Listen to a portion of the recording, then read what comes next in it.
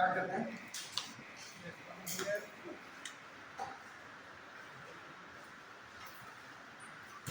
देखो जी, आज आपका टॉपिक है राज्य के नीति निर्देशक तत्व। बहुत ही इंपॉर्टेंट है।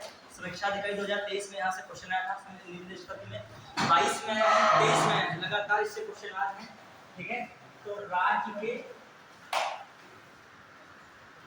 नीति निर्देशक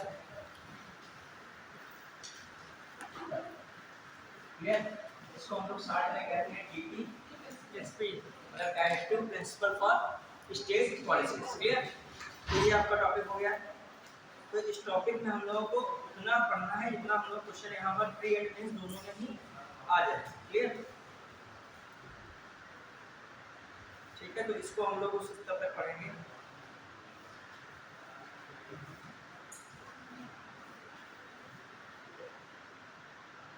चलो, हाँ देखिए, अब देखो क्या क्या इंपॉर्टेंट बात है, ध्यान दीजिएगा।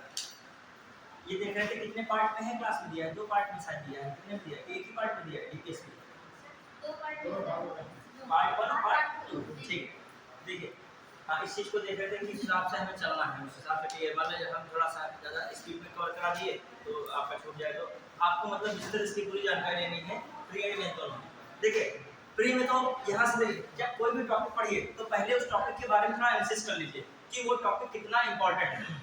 कभी देखो, जैसे व्यक्ति होता है कि जो भी आप टॉपिक पढ़ते हो, एक होता है व्यक्ति बायोलॉजी में साइटोलॉजी पे ये अध्ययन करता रहा और वो इतनी नहीं आ रही। हमारा डीपीएसपी है, जितने भी क्वेश्चंस आते हैं यहीं से आने हैं, ठीक, जो भी आएंगे जितनी क्लास पढ़ेंगे आप आ जाएंगे। देखिए, डीपीएसपी का सबसे पहला जो यूज कहाँ हुआ था, हम लोग ने जो है आयरलैंड के संविधान से डीपीएसपी लिया समय था, लेकिन इससे पहले भी डीपीएसपी का यूज हो चुका था। स्पेन में चलो हो गया था, लेकिन भारत में कब हुआ था,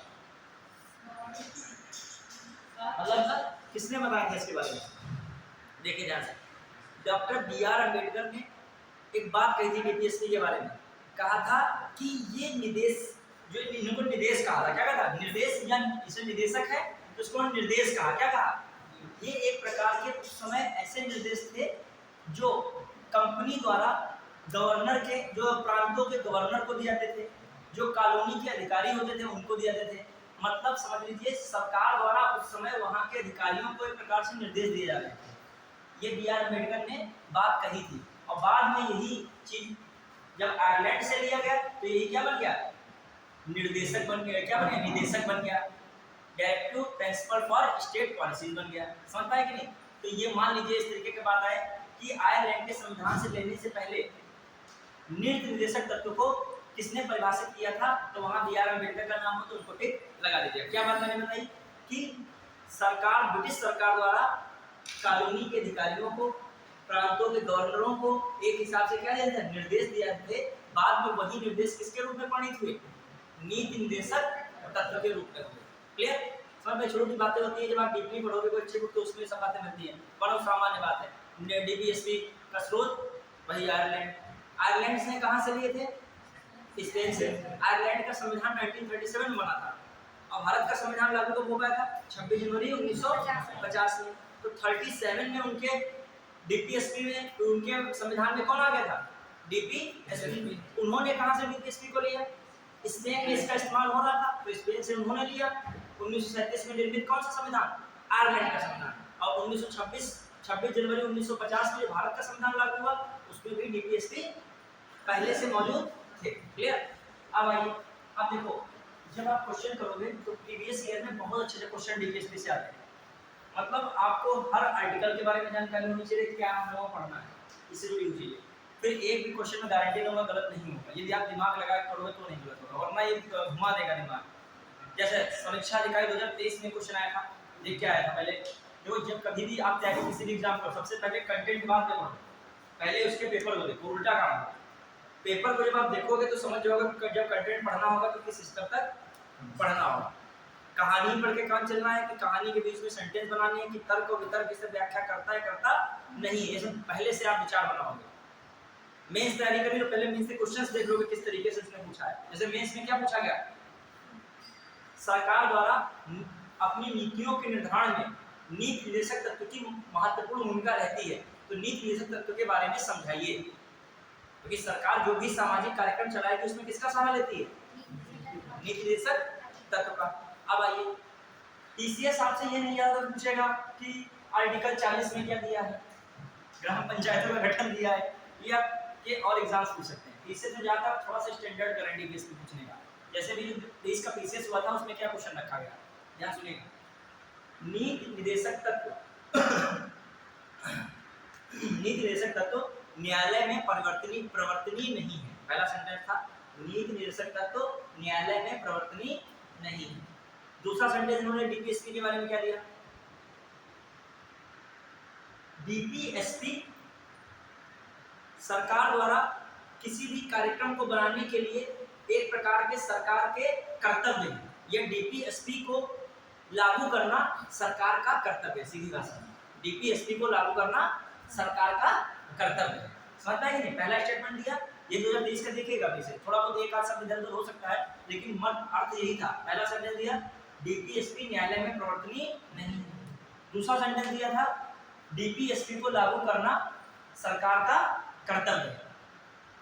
फिर लिखा था केवल एक सही है, केवल दो सही है, एक और दोनों सही है, ना तो एक ना तो दो। देखो बात जानते हो आपका मैं क्यों कह रहा हूँ, क्वालिटी पूरे नंबर देती है। मान लीजिए मेरे सामने क्वेश्चन पढ़ता तो कहता है ये बढ़िया क्वेश्चन आ गया, कभी हम उसी स्तर को पढ़ रहे हैं और हम वो नहीं पढ़ाना चाहते हैं। वो अभी आर्टिकल तो हम उंगली में 5 मिनट निपटा देंगे। आर्टिकल 36 में क्या है, 36 में क्या है, 38 में क्या, 39 में 40 में 48 51 तक हम 2 मिनट में खत्म कर देंगे। लेकिन वो आर्टिकल नहीं पूछा, वो तो पढ़ना ही पढ़ना, पूछ हो भी सकता है, लेकिन आप तैयार रहिए। कभी कभी आर्टिकल नहीं है, उसका जो है क्या पूछना चाहता है, प्रकृति। आपने समझा है कि नहीं टॉपिक को? तो इसमें दोनों सेंटेंस क्या है? सही। समझ पाए? इसमें दोनों सेंटेंस सही। क्लियर? कि डीपीएसपी का पहला सेंटेंस क्या, न्यायालय में प्रवर्तनीय नहीं है। प्रवर्तनीय का मतलब होता है जब भी पढ़ाएं टॉपिक तो ये लाइन जरूर बोलते रहते हैं, प्रवर्तनीय है प्रवर्तनीय नहीं। वही क्वेश्चन था, ये समीक्षा दिखाई कैंसिल हुआ उसमें। ये प्रवर्तनीय का मतलब किसी भी उसकी चीज को न्यायालय में चुनौती नहीं दी जा सकती है। यदि मान लीजिए सरकार उसको नहीं फॉलो कर पाती है तो आप न्यायालय में सरकार के खिलाफ चुनौती नहीं दे सकते हो। उसका मतलब ये होता है प्रवर्तनीय। समझ का मतलब? तो न्यायालय में प्रवर्तनीय है कि नहीं है? अच्छा, संविधान निर्माताओं ने बहुत चीज सोच समझ के बनाई। जैसे बहुत सारे ऐसे क्लॉज रखे जो कि सरकार पूरी तरीके से फॉलो तुरंत नहीं कर पाती। जैसे मैंने कहा व्यक्तिगत गरिमा की बात की, व्यक्तिगत गरिमा के लिए एक अच्छा मकान, अच्छी गाड़ी, सब कुछ अच्छा ही होना चाहिए। और जब भारत 1.25 अरब से ऊपर आबादी वाला देश है तो इतनी जल्दी सब कुछ इतना बेहतर हो नहीं पाएगा। और तुम कोर्ट में खड़े होगे कि ये बात तो संविधान में क्या की गई है, तो उसने ये रखा कि ये भविष्य में चीजें क्या की जाए, करी जाए। तो वही डीपीएसपी में भी है। बहुत सारी ऐसी चीजें डीपीएसपी में रखी गई हैं कि सरकार की जिम्मेदारी है उनको क्या किया जाए, किया जाए। लेकिन ये जिम्मेदारी नहीं है कि तत्काल किया जाए, कि आप नहीं कर पाए तो आप कहाँ पहुंच गए, कोर्ट पहुंच गए कि हमारे इस बात को जो है क्या कही। कोर्ट में केवल किसके आधार पर पहुंच सकते हो, मूल अधिकार के आधार पर। कोर्ट में कहाँ पहुंच सकता है? तो इसी बात पे एक आईएएस में क्वेश्चन आया था कि सामाजिक कार्यों के निर्धारण के लिए, यही क्वेश्चन था इसमें, सामाजिक कार्यक्रमों के निर्धारण के लिए सरकार की सहायता करेगा। ऑप्शन लिखा था मूल अधिकार, ऑप्शन लिखा था मौलिक कर्तव्य, ऑप्शन लिखा था डीपीएसपी। डीपीएसपी तो बोले चलेगा ना, डीपीएसपी ना समझेगा, डीपीएसपी समझ पाएंगे नहीं। और चौथा लिखा था उपयुक्त सभी। समझना, सरकार क्या है, सामाजिक कार्यक्रमों के लिए सरकार के लिए सहायक है, समझ लीजिए। ये 4 पॉइंट दिए, कौन कौन से?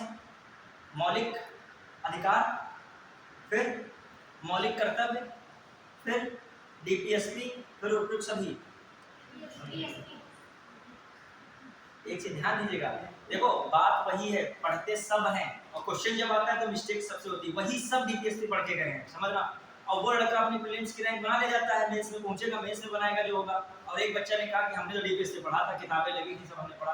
टीचर्स का बस यही गाइडेंस है कि आप उसको पढ़ो लेकिन घुमा के पढ़ो। 4 लोगों को हम डीपीएसपी दे दें, फटाक से एक बैठ जाएगा तुरंत तत्काल आधा घंटे में, ये तो हमें रटा हुआ टॉपिक है, इसमें क्या समझेगा। एक उसके अंदर पेज डाउन पेज करेगा, एक तुरंत पढ़ डालेगा और फिर उसके अंदर वो सोच रहा है कि क्या एग्जामिनर यहाँ से क्या कर सकता है, पूछ सकता है, सक्सेस वही होगा। अगर फाइनली जो एग्जामिनर चाहता है कि आपको आर्टिकल 40 पता है, आपको आर्टिकल 41 पता है, आप रट लोगे 10 मिनट में उसको, लेकिन आप समझे हो कि नहीं, तो जो ये ध्यान रखेगा इसमें लगाएगा सी ऑप्शन। कौन लगेगा? सी। क्यों? सामाजिक कार्यक्रमों का निर्धारण होगा। देखो अच्छा, मौलिक अधिकार को इसलिए काट रहे हैं, सरकार मौलिक अधिकारों के लिए आपका सामाजिक कार्यक्रम क्या बनाएगी? मौलिक अधिकार तो आपको मिले हैं ना, सरकार से कोई मतलब, वो तो सरकार के हिसाब से विरुद्ध ही है। मौलिक अधिकार अधिकांशता क्या है? सरकार के विरुद्ध ही तो बनाए गए हैं कि किसके रक्षा के लिए? आपकी रक्षा के लिए। तो सरकार उनका यूज। मौलिक कर्तव्य में सामाजिक कार्यक्रम क्या बनाएगी? मौलिक कर्तव्य तो आपके कर्तव्य है ना, हमारे कर्तव्य हैं, सरकार थोड़ी कर्तव्य है। तीसरी बात मैंने कहा है क्या कही? डीपीएसपी। तो इसमें कौन कार्य सरकार का सामाजिक कार्यक्रम में सहायता करेगा? डीपी। तो सरकार जितनी भी नीतियां बनेंगी उसमें कौन सहायक होगा? डीपीएस। इसीलिए डीपीएसपी क्वेश्चन बहुत पूछा जाता है। और लड़कों के दिमाग में मूल अधिकार बना रहता है, वो ऑप्शन लगाएंगे उपयुक्त सहयोग का सबसे गलती शक्ति, तो इसीलिए तो क्वेश्चन कठिन हो गया है, उपयुक्त सभी जो लिख दिया गया लास्ट में। अब आइए कुछ बातें इंपॉर्टेंट बेसिक, ठीक है। डीपीएसपी को नीति निर्देशक तत्व, ठीक है। इसकी तुलना बीआर अम्बेडकर ने, बीआर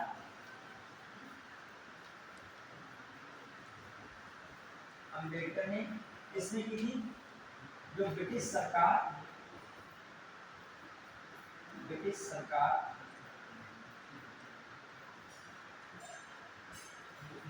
गवर्नरों को निर्देश जो करती थी, क्या देती थी? निर्देश देती थी। वहीं से तुलना किसी की है उन्हें? नीति निर्देशक तत्व की। फिर जो हम लोग कहें 1937 में, 1937 ईस्वी में निर्मित, 1937 में निर्मित आयरलैंड के संविधान, आयरलैंड के संविधान से, 1973 में निर्मित आयरलैंड के संविधान से डीपीएसपी को भारतीय संविधान में ग्रहण किया गया। जो आज आया है कल आया है, 1 से 2 क्वेश्चन आपके बुक हो गए। समझ रहे हैं एग्जाम में कितने क्वेश्चन बुक हो गए? आप एक दिन को जोड़ोगे, कोई टहलने दो, वो अपना रोज बुक कर लेता है क्वेश्चन, बस उसकी देर है, समझे कि नहीं? मतलब आप पढ़ाई कितनी देर कर रहे हो मतलब नहीं, आपने आज बैठ के डीपीएसपी बहुत कायज पढ़ लिया, आपका 1 से 2 क्वेश्चन पीसीएस समीक्षा अधिकारी के लिए क्या हो गया? बात करता है। कोई दिन भर पढ़ने तो कोई मतलब नहीं, धीरे धीरे अपना फिक्स करते चलो। आज ये टॉपिक कवर कर लेंगे, आज कल प्री एंड मेंस दोनों के लिए क्या टॉपिक हो गया? ठीक है। देखिए क्या बता रहा हूँ, 1937 में निर्मित आयरलैंड के संविधान से डीपीएसपी को भारतीय संविधान में क्या किया गया है? शामिल किया गया, ग्रहण किया गया। क्लियर? फिर मान लीजिए क्वेश्चन इस तरह ऊपर उठा दे, आयरलैंड ने, ये आयरलैंड के मूल संविधान में नहीं था, आयरलैंड ने इसे कहां से उधार लिया? स्पेन से, ठीक है। आयरलैंड ने इसे स्पेन से ग्रहण किया। अच्छा, अब एक और बात आती है कि आयरलैंड से डीपीएसपी लिया गया है, तो आयरलैंड से और क्या भी लिया गया भारतीय संविधान में?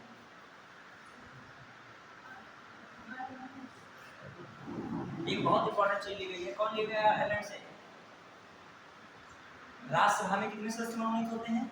12। तो 12 सदस्य मनोनीत होते हैं, वो भी कहाँ से लिया गया है? आयरलैंड से लिया गया। दिमाग थोड़ा रखिएगा, आगे समझ रहे हैं? 12 से एक बार क्वेश्चन आया क्या? राज्यसभा में 12 सदस्यों का मनोनयन की प्रक्रिया किस देश के संविधान से ग्रहण की गई है? आयरलैंड के संविधान से। क्लियर? अब आइए अगला बढ़े, ध्यान दीजिएगा, इसमें भी क्या है। अब हम लोग देख रहे हैं क्या क्या मामला है डीपीएसपी के बारे में। भाग कौन सा है? भाग कौन सा डीपीएसपी का? 4। कभी कभी मिस्टेक पता क्या कर देता है, ये बना देता है, थोड़ा ध्यान रखिएगा।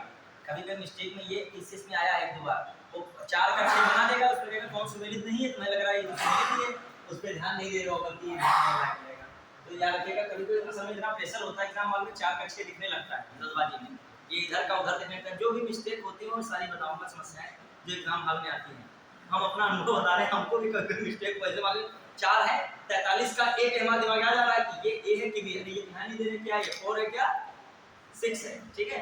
चलिए अगला मामला क्या है, भाग 4 में किस आर्टिकल से किस आर्टिकल तक है, कहां से कहां तक, हाँ कहां से 36 से आर्टिकल 51, क्लियर, ये भी डीपीएसपी में है। फिर जो हम लोग देखें आर्टिकल 36, इसमें देखा जाए आर्टिकल 36, आर्टिकल 36 भी बहुत इंपॉर्टेंट है। अभी हाल ही में बीपीएससी 2023 की परीक्षा हुई थी, उसमें आर्टिकल 37 पूछा गया था। कौन सा आर्टिकल पूछा गया, आर्टिकल 37। आप लोग बताइए, अभी बीपीएससी 2023 का पेपर हुआ था, मतलब बिहार पब्लिक सर्विस कमीशन का, उसमें क्वेश्चन आया कि आर्टिकल 37 में क्या है, बताइए। लड़के बैठे थे 38 39 40 41, उसने पूछ लिया कौन सा आर्टिकल 37, बताइए। अभी बीपीएससी 2023 का पेपर मैं देख रहा था, प्रीवियस ईयर का। देखो मैं सारे पेपर छांटा करता हूँ, भले पीसीएस का ही देता हूँ, मैं किसी अन्य स्टेट का नहीं देता हूँ, ऑनली ऑन पीसीएस का एग्जाम देता हूँ, लेकिन पेपर सारे देखता हूँ। पेपर ये इसलिए देखता हूँ कि कहीं ऐसा ना हो, कभी कभी मैंने देखा है एमपी पीसीएस 22 का पेपर सीधा 24 के पीसीएस में ना रखा हो, ये होता है। हमने एक क्वेश्चन हम देखे हैं, कभी आप ग्रुप पे भेज देंगे, ये बहुत होती है। बीपीएससी 2023 में पूछा गया था कि आर्टिकल 37 संबंधित क्वेश्चन आया था, उसमें दिया था एक लाइन दी थी और कहा था किस आर्टिकल में है, उसमें लिखा 36 37 38 39। तो जो 37 जानता होगा उससे क्वेश्चन कर दिया होगा। जो भी मूल जो आपकी बीपीएससी की प्रकृति है वो किसमें दी है, 37 में। और डीपीएससी की प्रकृति क्या है, दो ही प्रकृति दिमाग में रखनी है। एक क्या है, पहली प्रकृति, एक प्रकृति तो मान लीजिए आके 38 में बात दी है, बाध्यकारी नहीं है, या सीधे सीधे न्यायालय में प्रवर्तनी नहीं है, न्यायालय में प्रवर्तनी नहीं है। और दूसरा कैन बी अमेंडमेंट, संशोधन हो सकता है। संशोधन डीपीएसपी में आराम से हो सकता है। 42वें संविधान संशोधन द्वारा बहुत सारी चीजें किसमें बदली गई हैं, डीपीएसपी में बदली गई है, कुछ चीजें जोड़ दी गई हैं। तो याद रखिएगा जो 37% है इसमें केवल सिंपल किसकी बात है, राज्य की परिभाषा, राज्य की परिभाषा। देखिए आर्टिकल किसमें है राज्य की परिभाषा, 36 में भी राज्य की परिभाषा दी गई है, और आर्टिकल 12 में भी दी गई है, भाग 3 में भी कह सकते परिभाषा है, और भाग 4 में भी है। और प्लस कहीं ना कहीं थोड़ा बहुत आपको आर्टिकल 1 में भी राज्यों का संघ है, थोड़ा बहुत राज्य के बारे में क्या किया गया है, बताया गया है। आर्टिकल 1 में भी तो बताया गया राज्य क्या कहा जाए, राज्य को, क्लियर। तो समझिएगा ये आपका है कौन, 36 में क्या है, राज्य की परिभाषा। राज्य की परिभाषा मैंने बता ही दिया था, क्या राज्य की परिभाषा में होता है, बार बार क्या बताना, संघ की कार्यपालिका और विधायिका, राज्य की कार्यपालिका और विधायिका, स्थानीय जो आपकी क्या होती है सरकार है वो भी किसी में आती है, राज्य में, और वैधानिक और गैर वैधानिक आयोग भी है वो भी किसमें आते हैं, राज्य में। समझता है कि ये सारी चीजें किसकी हैं, राज्य की। तो आपका दृष्टिकोण व्यापक होना चाहिए। मान लीजिए उसने कहा राज्य का कर्तव्य है कि सामाजिक कार्यक्रमों को बनाते समय डीपीएसपी को ध्यान में रखे, पहला स्टेटमेंट दिया। अब तुम सोच रहे हो राज्य का कर्तव्य है डीपीएसपी, तुम सोच रहे हो कहाँ स्टेट में कहाँ डीपीएसपी बनेगा, डीपीएसपी संसद से बनेगा, भैया बात में सही चल रही है। संसद का मतलब सोच रहे हो संघ, लेकिन वो संघ की बात ही नहीं कर रहा, वो राज्य किसकी बात कर रहा है, वो संघ वाले राज्य की बात कर रहा है, संघ शब्द नहीं दे रहा, किसकी बात कर रहा है, राज्य। मतलब बात संघ की कर रहा है, लेकिन संघ की जगह स्थान किसको दे रहा है, वो राज्य को, क्लियर। अब आइए अगला 30, इसमें समझ गए ना, राज्य में मैंने दिखाया है पिछली क्लास में, राज्य में सब बातें जो आ रही हैं। आर्टिकल 37 यही बीपीएससी में क्वेश्चन आया था 2023 में कि ये न्यायालय में प्रवर्तनी नहीं है, डीपीएससी न्यायालय में प्रवर्तनी नहीं। और पीसीएस समीक्षा अधिकारी 2023 में क्वेश्चन आया था, ये बोला था मैंने, समीक्षा अधिकारी 2023 में क्या था, यही वाला जो पिछला हुआ, पहली लाइन यही लिखी थी, पहला सेंटेंस डीपीएसपी न्यायालय में प्रवर्तनीय नहीं है, फिर डीपीएसपी को लागू करना सरकार का कर्तव्य है, ये था। दोनों बातें क्या थी, सही थी। एक और दो ऑप्शन मुझे भी याद है, सी वाला क्या होना चाहिए, सही होना चाहिए था, क्लियर। फिर लगातार 30 से 21 20 21 22 23 ऐसा कोई पेपर नहीं जिसमें एक या दो क्वेश्चन किसके ना हो। अभी क्वेश्चन मुझे याद है 22 में आया था मिलान करना, सुमेलित नहीं है, कौन सा इसमें सुमेलित नहीं है। अभी जो हो जाएगा तो आपको क्वेश्चन पूछा कराएंगे। हाँ 37 के बाद 38 आर्टिकल 38 की बात होती है। देखो आर्टिकल 38 में क्या है खासकर, इसका भी बहुत बार देखो, जिसके आर्टिकल ज़्यादा पूछेगा मैं उसकी चर्चा करूँगा। ये आर्टिकल लगातार 1995 से लगातार 2013, 14, 15, 20, 30 तक पूछे गए क्वेश्चन। कहाँ से? 38 से। देखिए इसमें कंफ्यूजन रहता है, कई बार क्वेश्चन आए हैं कल्याणकारी राज्य की स्थापना संविधान में कहाँ की गई है, तो उसमें ऑप्शन रखे ये कंफ्यूजन का क्वेश्चन डीपीएससी, फिर रखे आपको हम 60 में लिख रहे हैं फंडामेंटल ड्यूटीज, फंडामेंटल राइट, ठीक है, और फिर वो लिख दे ए बी सी, मतलब तीनों ऑप्शन ए बी सी ऐसा लिख दे। तो किसको टिक लगाओगे? डीपीएससी को लगाओगे। और एक अभी और क्वेश्चन दे रहे हैं, समझ पाए किसकी बात मैं कर रहा हूँ?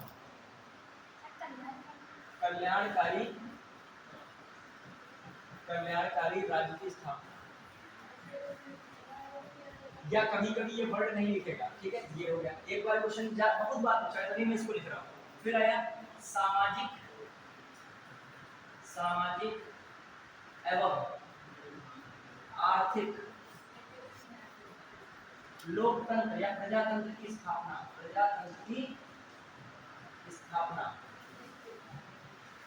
लिखें। फिर ऑप्शन लिखें, option A DPSC, option B fundamental right, option C preamble, क्या रखे? प्रीएम्बल मतलब वही समझ गए प्रस्तावना, ऑप्शन डी कोई नहीं या एक से अधिक, कोई नहीं या एक से, क्या है इसी में? एक से अधिक, ठीक है। आप बताइए, ये समझिएगा, ठीक है। ये कई बार ऐसे वर्ड्स लिख के आए हैं, ठीक। फिर मान लीजिए इसी को, अब ये हमने लिखे सपोज ये हो गया, अब बताइएगा, अब इसी क्वेश्चन थोड़ा सा हम चेंज कर देंगे लेकिन टाइम लगेगा। आप बताइए, दो है वो समझ जाओगे एक ही बात से। इसमें कहा सामाजिक एवं आर्थिक प्रजातंत्र की स्थापना करता है, कौन करता है? डीपीएससी, फंडामेंटल राइट, प्रीएम्बल, कोई नहीं या एक से अधिक। अरे पूछेंगे कौन से एक से अधिक, एक से अधिक का मतलब ये भी हो सकता है कि सभी, एक से अधिक का मतलब ये भी हो सकता है ये या दो, एक कौन से, ये दो या फिर ये दो या फिर ये दो, क्लियर? तो कोई भी हो सकता है इनमें से, ठीक है। बताइए बताइए।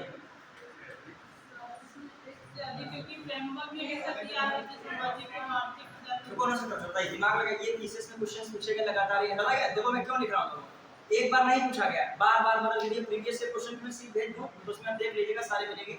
हम थोड़ा सा व्यस्त रहे, नहीं भेज पाए क्वेश्चंस की सीरीज, वो आपको हम भेज देंगे। हमारे हमने अपॉइंटमेंट किया है, एक पीडीएफ आएगी और आज ही शायद इसकी मूल अधिकार की और इसकी डीपीएससी की जरूर भेज देंगे, उसके बाद पिछले वाले और भेज देंगे, ठीक है। हाँ, अब देखो कल्याणकारी राज्य की स्थापना, एक चीज बताओ, कल्याणकारी राज्य की स्थापना करने के लिए क्या इंपॉर्टेंट है? सामाजिक, आर्थिक और राजनीतिक न्याय। बिना सामाजिक, आर्थिक और राजनीतिक न्याय के कल्याणकारी राज्य की स्थापना नहीं हो सकती है। तो समझ लीजिए, सामाजिक, आर्थिक, प्रजातंत्र की बात आए या कल्याणकारी राज्य की बात आए तो तीनों वर्ड छिपे हैं, कौन? सामाजिक, आर्थिक और राजनीतिक न्याय छिपा है। और कल्याणकारी राज्य की बात कौन करता है? कल्याणकारी राज्य की स्थापना। और कल्याणकारी राज्य की स्थापना किसमें होगी? सामाजिक, आर्थिक और राजनीतिक। आपको पढ़ना तो टॉपिक है, लेकिन आपको क्वेश्चन की प्रकृति के अनुसार पढ़िए ना, अपना मतलब ज्ञान के हिसाब से नहीं पढ़ना। आपको क्या करना है कि जो पढ़े हैं क्वेश्चन कर लेना है।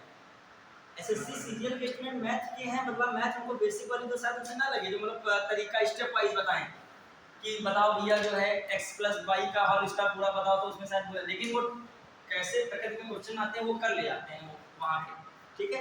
तो आपको भी अपना हिसाब यहाँ पे वही वाला तरीका, आपको क्वेश्चन हो जाएगा वैसे भी कैसे भी। अब देखो आर्टिकल 38 क्या कहता है? कल्याणकारी राज्य की स्थापना। और कल्याणकारी राज्य की स्थापना कब होती है? सामाजिक, आर्थिक और राजनीतिक न्याय से। जब आपने प्रस्तावना पढ़ा था तो प्रस्तावना में क्या बढ़ाया था? सामाजिक, आर्थिक और राजनीतिक न्याय, तीन प्रकार के न्याय थे। ये कहाँ से लिए गए हैं? ये सामाजिक, आर्थिक, राजनीतिक न्याय कहाँ से लिए गए?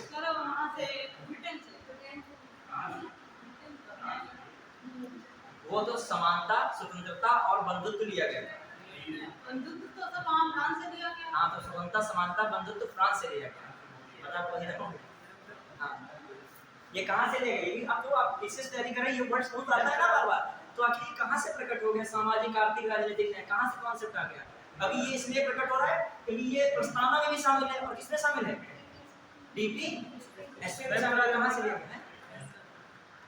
उस दिन में पढ़ाया था, कहते हैं नोट करते रहिए। बंधुत्व तो फ्रांस से आया था। लेकिन बनता तो कहाँ से पढ़ाया था ये बताइए कि हमने पढ़ाया है, इसको बातचीत किया था। सामाजिक आर्थिक, ध्यान रखिएगा 1917 में रूसी क्रांति से लेकर 1917 में कौन सी क्रांति हुई थी? रूसी क्रांति। क्लियर? जब आप डीप कोई बुक पढ़ोगे तो उसमें मिलता है रूस की क्रांति से संबंधित भारत ने क्या ले लिया, या फ्रांस की क्रांति से क्या लोगों ने ले लिया था? स्वतंत्रता, समानता और बंधुत्व। ऐसे रूस में जब क्रांति हुई थी तो वहां पर बात किसकी अदा की गई? सामाजिक, आर्थिक और राजनीतिक न्याय की। भारत का बहुत सारा समाजवाद कहीं ना कहीं रूस से टच हो जाता है। क्यों? अभी वहां पे इन चीजों की जब बात हुई तो भारतीय संविधान की प्रस्तावना में भी उसका उल्लेख हुआ, और भारतीय प्रस्तावना के अतिरिक्त कहाँ हुआ? DP SP. पहली बात एक चीज समझ लीजिए कि आप हमारी क्लास में रटने के लिए नहीं बैठे, आप अपने को जोड़िए हो सकते हैं। सिविल की परीक्षा जो थी जोड़ने वाली होती है। जोड़ने वाली क्या? पढ़ रहे हैं ये टॉपिक, अब रूस की क्रांति भी आ गया जुड़ा हुआ। मतलब ये पूछे ही ना कह दे कि इस प्रस्तावना में जो सामाजिक, आर्थिक, राजनीतिक न्याय शब्द का उल्लेख किया गया है किस क्रांति जो है किस देश से ये लिया गया है, तो सोच रहे हो आयरलैंड से तो पढ़े थे डीपीएससी, लेकिन आयरलैंड में ये बात कहाँ से ले ली गई? तो आपको क्या टिक मारोगे? तुरंत रूस। क्लियर? अब आइए, अब इस क्वेश्चन को आइए देखिएगा, ये बात यहाँ ली गई है डीपीएससी में, और यही बात कहाँ पहुँचाई गई? प्रस्तावना में। अब क्वेश्चन आराम से कर सकते हो। कल्याणकारी राज्य की स्थापना कहाँ पे है? डीपी। जब इसमें कोई और ऑप्शन है ही नहीं, डीपीएससी के अलावा कौन? प्रियम्बल है ही नहीं, तो किसको टिक मारोगे? तो ये तो तीन ऑप्शन बेकार हो गए, उपयुक्त सभी है। अभी कल्याणकारी राज्य के लिए आपका फंडामेंटल ड्यूटीज का मतलब नहीं, क्योंकि फंडामेंटल कल्याणकारी राज्य नहीं, फंडामेंटल ड्यूटीज किसके लिए है? आपके लिए। और फंडामेंटल राइट्स भी किसके हैं? आपके लिए। फंडामेंटल राइट्स मतलब मौलिक अधिकार आपको दिए गए हैं, किसके विरुद्ध? सरकार के, मतलब जो है कोई ऐसे कठोर कानून आते उसके विरुद्ध। क्लियर? ये अभी क्लास करने के बाद बात करते हैं। हाँ नमस्ते, अभी क्लास करता हूँ। हाँ, तो ये बात हो गई। क्लियर? अब आइए इसमें सामाजिक और आर्थिक प्रजातंत्र में किसमें मैंने वही लिखा है, सामाजिक आर्थिक प्रजातंत्र, मतलब तो यही हो गया कल्याणकारी राज्य की स्थापना। इसमें बताओ कौन सा ऑप्शन लगाएं? कौन सा लगाएं? डी वाला। और डी में भी देखा जाए कौन सा जोड़ा लग रहा है? कौन लग रहा है? ए और सी। समझ पाए? ए और सी। बढ़िया क्या? चलिए, इस पे 5 से 10 बार क्वेश्चन आया है, इतनी बार घटना चक्र में इसका क्वेश्चन आया, इसका जवाब नहीं, तभी हमने इसमें चर्चा की। ठीक है, आइए जो कोई आर्टिकल पढ़िए जहां से क्वेश्चन बनता है उसको थोड़ा डीपली पढ़िए। अब आइए आर्टिकल 39, सबसे इंपॉर्टेंट डीपीएससी की जान है कौन? आर्टिकल 39। क्लियर? देखिए 39 में बहुत चीजों का उल्लेख है। पहली बात तो एक इसमें ये बताया गया है जीविका के लिए संसाधनों का विकेंद्रीकरण, मतलब जीविका के लिए सभी को समान संसाधन मिल सके। मतलब कह सकते हो सभी को एक हिसाब से समान संसाधन मिलेंगे तभी उत्पादन करके अपना जीवन क्या कर सकते हैं? निर्वाह कर सकते हैं। जीविका के लिए समान संसाधन की बात कौन करता है? 39। फिर दूसरी बात एक और आती है, खासकर इसमें संसाधनों का संकेंद्रण को रोकना है, या धन के संकेंद्रण को रोकना है, कि मतलब धन या संसाधन के उत्पादन के संसाधन है वो एक ही जगह पे ना रहे, तो समान रूप से सभी तक क्या हो जाए? वितरित हो। जैसे गांव में एक व्यक्ति के पास 500 बीघे खेती है और अन्य गांव में एक बीघे के लिए तरस रहे हैं, तो ऐसी स्थिति में क्या होता है कि ये वाला सिस्टम जो है क्या होता है? लागू होता है। जो केशवानंद भारती बात जो आया था कहीं ना कहीं था तो यही केरल में क्या था, बहुत सारी जमींदारी व्यवस्था में बहुत सारी जमीन कुछ ही लोगों के पास थी, उसमें क्या किया? डिस्ट्रीब्यूट किया जा रहा था, तो उनका भी जो अखाड़ा था, वो जो क्षेत्र था वो भी क्या कर दिया गया? केरल राज्य के सरकार के अंडर में था। इसी खिलाफ तो वो गए थे केशवानंद, किस आर्टिकल के? लेकिन उनके पास एक ऑप्शन था कि वो किस क्षेत्र से जुड़े थे? धर्म से जुड़े थे, तो वो चले गए धार्मिक मामलों के लिए, लेकिन अदर वाले अपने धर्म से मैटर में तो नहीं जा सकते। ठीक है, तो समझिएगा। तो दो बातें मैं बता रहा हूँ फिर से। जीविका के लिए संसाधनों का समान वितरण एक बात हो गई, धन या उत्पादन के संसाधनों का संकेंद्रण को रोकना। मतलब संकेंद्रण को मतलब वही बात है, अलग अलग क्या करना, डिस्ट्रीब्यूट करना। अब आइए एक और बात इंपॉर्टेंट है, बहुत इंपॉर्टेंट है, इसे हिंदी में कहते हैं 39 का चाप, ठीक है, लेकिन आपको बस इतना जानिए इसके अंतर्गत है वो। बच्चे हैं, बच्चों के स्वास्थ्य विकास के अवसर एवं सुविधाएं देना, बच्चों के स्वास्थ्य विकास के लिए अवसर और क्या देना। ये क्वेश्चन आया है, तभी बताओ, ये क्वेश्चन आया है आपके पीसीएस में, आया किसी में, कोई भी पीसीएस में आया है, स्टेट पीसीएस में, उसमें आया था, ये किसमें दिया था, लड़के जाने नहीं पाए बच्चों का किसमें है विकास वगैरह, क्या कह रहा है, ठीक है, ये किसमें लगाना, डीपी एस में, बस आप जान जाओ, बस लगा दो बेटे, क्या कहता है, बच्चों के स्वास्थ्य विकास के लिए अवसर एवं सुविधाएं देना, साथ साथ बच्चों के शोषण को रोकना, बच्चों के शोषण को क्या करना, रोकना, ठीक, ये बात होगी। अब आइए एक और बहुत इंपॉर्टेंट है, वो मैं अलग से बता रहा हूँ। सबसे इंपॉर्टेंट इसमें एक आता है कि समान कार्य के लिए समान वेतन, ये किसके परिप्रेक्ष्य में है, स्त्रियों और पुरुषों के लिए, मतलब स्त्री और पुरुषों के लिए समान कार्य के लिए समान वेतन, ये है 39 का डी, 200 बार क्वेश्चन आया होगा, 39 का कौन है, डी। फिर आइए एक और है 39 का ए, बहुत बार क्वेश्चन आया है, गरीबों के लिए निःशुल्क विधिक सहायता, गरीबों के लिए समान और निःशुल्क क्या है, विधिक सहायता। ये विधिक सहायता जिसपे नालसा एक्ट बना था 1987 में, वो किस अधिनियम या किस आर्टिकल के तहत बना, 39 का ए। देखो दो आर्टिकल तो आप अलग से भूलना ही नहीं, इनको याद कर लो अलग से, ये इनको खिचड़ी में ना बनाना। ये जो है आर्टिकल कौन है, 39 का ए, 39 का ए, 200 बार आपको प्रीवियस ईयर में मिलेंगे। इसमें मैं कह रहा हूँ स्त्रियों एवं पुरुषों के लिए समान कार्य के लिए समान वेतन, ठीक है, स्त्री और पुरुषों के लिए समान कार्य के लिए समान वेतन, ठीक है। फिर दूसरा जो है करंट अफेयर वीडियो पढ़ लेना साथ साथ, क्योंकि एक साथ बहुत भारी हो जाएगी करंट अफेयर। जैसे मान लीजिए कोई मैगजीन को फॉलो कर रहे हैं तो उसको फॉलो कर लीजिए, इसमें घटना सार को आप जो है थोड़ा फॉलो करते रहिएगा, तभी से मान लीजिए एक साथ बहुत सारे पन्ने हो जाएंगे। बहुत सारे ऐसे क्वेश्चन होते हैं पीसेस में जो आप थोड़ा सा पढ़े हुए कर ले जाओगे। जैसे मैं दो चार आपसे पूछ लूँ बीच में, इससे सिंपल क्वेश्चन आ जाए कि भारत में कौन सा देश सबसे बड़ा एफडीआई करता है, या सबसे बड़ा एफडीआई में उसका योगदान है, भारत का व्यापारिक साझेदार सबसे बड़ा कौन सा है, मतलब इकोनॉमी से जुड़ा हुआ करंट अफेयर होता है, ठीक है। चलिए ये छोटी चीजें होती है, वहां पर आपको दिमाग में सीरीज में ध्यान ही नहीं आएगी, तो थोड़ा सा पढ़े होगे तो वहां पर टिक लगा दोगे, चाइना है, अमेरिका है, यूएई, ऐसे ऑप्शन देगा आपको थोड़ा सा। अभी करंट अफेयर ऐसा ना हो कि लास्ट के दिन आपके सारे पेज छूट जाए, जो इंपॉर्टेंट पेजेस हो, केवल आपकी निगाह गई हो क्वेश्चन हो जाता है। चलिए देखिए 39 का डी में क्या पूछा था, इंपॉर्टेंट बताइए क्या करता है ना, ये बच्चे इसमें कीजिएगा, सॉरी ये इसमें कीजिएगा, इसमें कीजिएगा डी, और ये ऊपर वाले में कीजिएगा कि निःशुल्क विधिक सहायता, विधिक सहायता, सहायता इसके लिए गरीबों के लिए है, सबके लिए नहीं है।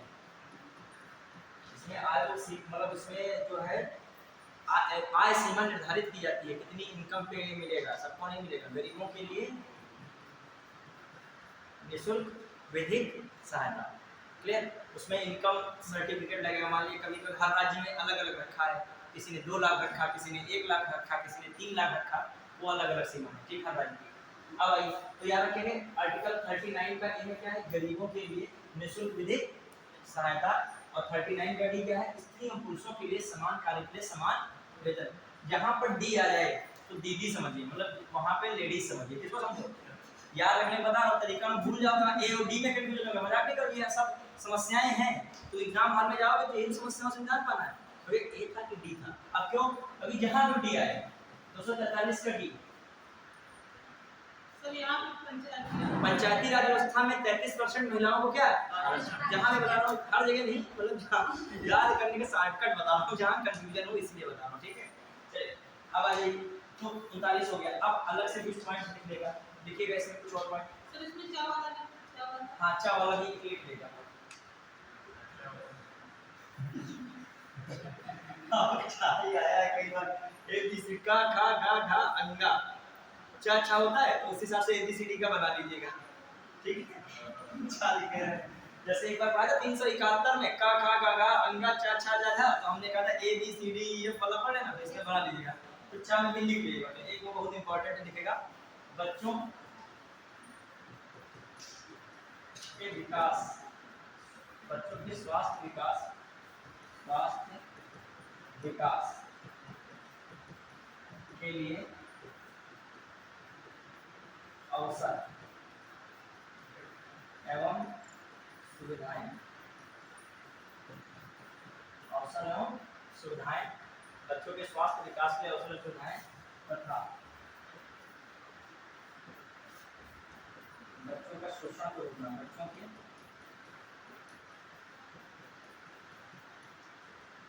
शोषण के विरुद्ध रक्षा करना, शोषण के विरुद्ध सुरक्षा करना। क्लियर? ये बातें तो इम्पोर्टेंट हैं। ए है, बी है, इसको चार में देख लेगा। अब ये चीजें और एक चीज ध्यान देगा, ये ऐसे कर लीजिएगा। इसमें आपका क्वेश्चन आया था अभी जल्दी में BCS में, प्रीवियस ईयर क्वेश्चन में देखोगे, पूछा गया था इनमें से कौन से 42वें संविधान संशोधन द्वारा DPSP को जोड़ा गया है। तो ये तीनों किससे जुड़े हैं? 42वें संविधान संशोधन 1976। ये भी ध्यान रखिएगा, कौन संविधान संशोधन है? 42वें संविधान संशोधन 1976। ठीक है, हाँ उसका टाइप करते हैं, ठीक है। चलिए, कुत्ते के लिए, कुत्ता क्यों जो है जाना जाता है, कुत्ते को लोगों ने पालना क्यों शुरू किया बताइए। सबसे जो सिंधु घाटी सभ्यता भी देख लो आप, प्राचीन कल्चर पूरा देख लो उठा के, सभ्यता इतनी, उसमें कुत्ते का बहुत बड़ा योगदान रहा है। क्यों रहा है? कुत्ते में जो एक गुण है वो इंसान में भी जल्दी नहीं मिलता है, क्या है? वफादारी का है। क्योंकि जो भी ले जाता था वो अपने साथ शिकारी थे। कुत्ता वफादार है, यदि आपके साथ जाता है तो ये नहीं ज्यादा खाने को मिल गया तो उधर भाग जाएगा। मतलब जो मालिक के साथ जाता है उसी मालिक के साथ क्या करता था, और जो मनुष्य के साथ किसको दफन करने के साथ चलते हैं, कुत्ते को मिलता है, उसे आता है आपस में गाड़ी से बिना वगैरह। आई अगला यहाँ पे हो गया, अब ध्यान दीजिएगा कौन सा हो गया 39 का जो भी, हाँ 39 में शुरू में कुछ पॉइंट लिख देंगे, शुरू में होगा था संसाधन का क्वेश्चन आएगा। 39 में लिखिएगा जीविका, जीविका है तो संसाधनों का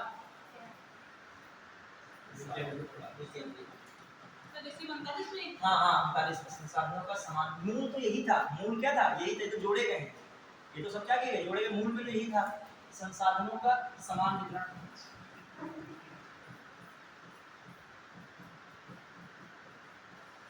और दूसरा क्या है यहाँ पे, एक और लिखेगा, इसके बाद में आता है, इसीलिए एक और आता है, उसमें है धन अथवा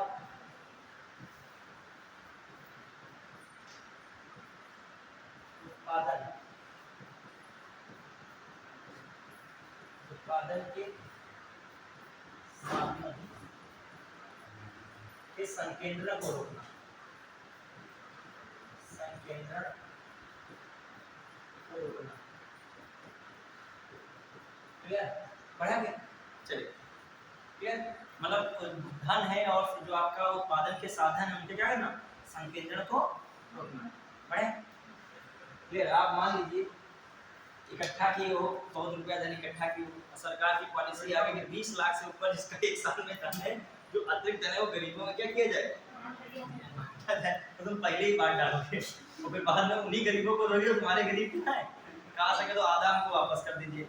ये खासकर उन जगहों पे चलता है जहाँ पर सरकार कहती है टैक्स फ्री चीजें हैं, तो यही सीधे एक तरफ जाता है, एक तरफ उसका कुछ हिस्सा क्या जाता है वापस, तब भी चैरिटी को फायदा होता है। कुछ नहीं पनीर की सब्जी खिला पाए तो अपना आलू टमाटर की सब्जी की व्यवस्था होगी। मान लीजिए किसी को 10 लाख भंडारे रुपए दिए गए, तो दिए 10 लाख इधर से, उधर से क्या ले लिया गया 7 लाख काम में दे देना, तब भी 3 लाख तो पहुंचे कि नहीं पहुंचे। चलिए अब जाति चेक किसमें है, कितने जा रही है रियल में, लिखा पड़ेगा 10 लाख में, और रियल में बैकडोर से पैसा कितना वापस आ रहा है 7 लाख, खर्च हुआ कितना 3 लाख, जो टैक्स का हिस्सा वो भी बचा, समाज का भी भला हुआ और उनका भी भला हुआ। ठीक है, तो ये मतलब लोग करते जाता, तभी सरकार ने कुछ चीजें ऐसी बनाई हैं कि उसमें प्रयास ये किया गया है कि लोगों का भला हो, लेकिन जो है सबका भी भला होने लगता है उसमें। चलिए हाँ। सरकार क्यों उसमें टैक्स फ्री करती है? क्योंकि जिम्मेदारी सोचती है सरकार हमारी है, और ये काम क्या कर रहे हैं, एनजीओ वगैरह कर रहे हैं, तो ये काम क्या हो जाए, हल्का हो जाए। लेकिन इसमें एनजीओ का सेकंड वाला रूप चलता है, दूसरा वाला। आइए देखिए कहाँ पे हम लोग पहुंच रहे हैं, आर्टिकल 40 में। कौन सा आर्टिकल? 40। अब इसमें तो पता है ग्राम पंचायतों का गठन, ग्राम पंचायतों का गठन। ठीक है, अब ये देखिए क्या है ग्राम पंचायत गठन में। ये जो ग्राम पंचायत का गठन है, देखा जाए पहले से संविधान में उल्लिखित था, लेकिन इसको संवैधानिक दर्जा नहीं मिला था। संवैधानिक दर्जा कब मिला है इसको? 73 में संविधान संशोधन 1992 से इसको क्या मिला था? संवैधानिक दर्जा। एक और चीज बताइए, संवैधानिक दर्जा मिला, ये किसकी कल्पना थी ग्राम पंचायत गठन? इसको कौन से उसमें बांटते हैं? गांधीवादी सिद्धांत। किसमें बांटते हैं? गांधीवादी सिद्धांत।